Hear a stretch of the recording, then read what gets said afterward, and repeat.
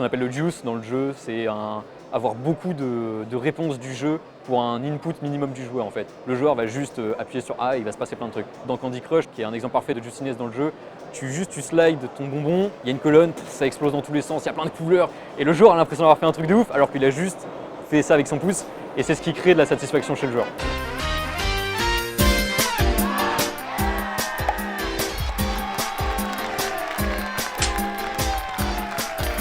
Chess-Tag, c'est du coup un projet étudiant qu'on a réalisé à 3IS qui correspond à notre projet de fin de diplôme. Et actuellement, c'est notre projet professionnel aussi. On cherche à le faire éditer pour pouvoir le mettre sur le marché. C'est un petit party game où on va chercher à attraper l'autre. C'est un jeu de chat en fait.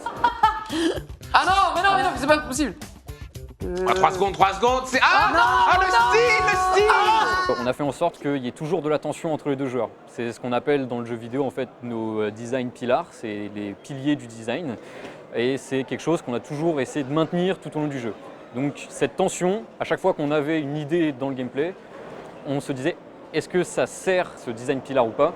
Et on réglait après pour avoir le meilleur rapprochement par rapport à cette tension-là. Donc tout le jeu est pensé autour de la tension entre les deux joueurs. Il n'y a jamais un moment où les joueurs peuvent un peu souffler. Donc il y a eu une phase de conception 2D où j'ai dessiné plein de petits personnages, plein d'itérations. On a choisi ce qui était le plus intéressant. Et après, il y a eu la production 3D, donc là, c'est Romain, un camarade qui a modélisé tous les personnages. Sur le projet, donc j'ai énormément de casquettes, de toute façon, comme nous trois.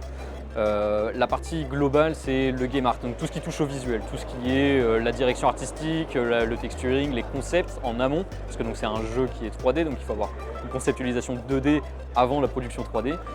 Et aussi des casquettes un peu plus annexes comme la gestion des plannings, la gestion de l'organisation, donc ça plus les producteurs. Une partie game design aussi, puisque j'ai monté une bibliographique et un game design document. La casquette officielle, c'est directeur artistique. On a vraiment réfléchi au scope du jeu, c'est-à-dire la dimension par rapport à l'effectif qu'on était, ce qu'on savait faire, pour aboutir à un produit qui est le plus polish possible. Du coup, dans le contenu, on se retrouve avec un seul mode, une seule carte.